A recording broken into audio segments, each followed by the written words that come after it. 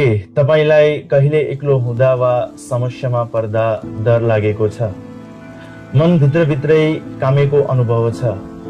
आज म तपाईहरूलाई बुद्धले देशना गर्नुभएको एउटा यस्तो अद्भुत सूत्रको बारेमा भन्न गइरहेको छु, जसले मानिसलाई डरबाट मुक्त गराएर अदम्य साहस प्रदान गर्छ। त्यो हो ध्वजज्ञ सूत्र। पाली भाषामा ध्वजको अर्थ झण्डा वा ध्वजा हुन्छ र अग्गको अर्थ टुप्पो हुन्छ। अर्थात् झण्डाको माथिल्लो भाग वा ध्वजाको टुप्पोलाई हेरेर साहस बटुल्ने सूत्र नै ध्वजज्ञ सूत्र हो। यो सूत्र बुद्धले श्रावस्तीको जेतवन विहारमा भिक्षुहरूलाई देशना गर्नुभएको थियो। बुद्धले देवासुर सङ्ग्रामको एउटा रोचक कथा सुनाउनु भएको छ।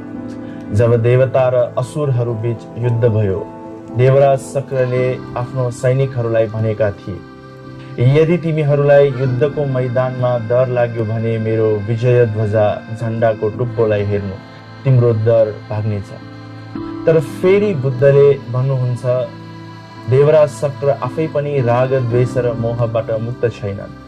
उनलाई पनि कहिलेकाहीँ डर लाग्छ, उनी पनि कहिलेकाहीँ भाग्छन्। त्यसैले उनको ध्वजाले पूर्ण सुरक्षा दिन सक्दैन। त्यसैले बुद्धले भिक्षुहरूलाई भन्नुभयो, हे भिक्षुहरू, यदि तिमीहरूलाई सुनसान जङ्गलमा वा शून्य स्थानमा एक्लो हुँदा डर लाग्यो भने, लोमहर्ष अथवा आङजिरिङ्ग भयो भने तिमीहरूले बुद्धको, धर्मको र सङ्घको गुणहरूको स्मरण गर्नु। यो सूत्रको मुख्य महत्त्व के छ भने, यसले हामीलाई त्रिरत्न अथवा बुद्ध, धर्म र सङ्घ माथि दृढ विश्वास गर्न सिकाउँछ। जब हामी बुद्धका 9वटा गुण सम्झन्छौँ, हामीलाई बोध हुन्छ कि बुद्ध पूर्ण रूपमा भयमुक्त हुनुहुन्छ। जब हामी धर्मका गुण सम्झन्छौँ, हामीलाई सत्यको मार्गमा हिँड्ने प्रेरणा मिल्छ। र जब हामी सङ्घका गुण सम्झन्छौँ, हामीलाई आफू एक्लो नभएको र एउटा महान आध्यात्मिक परिवारको हिस्सा भएको महसुस हुन्छ।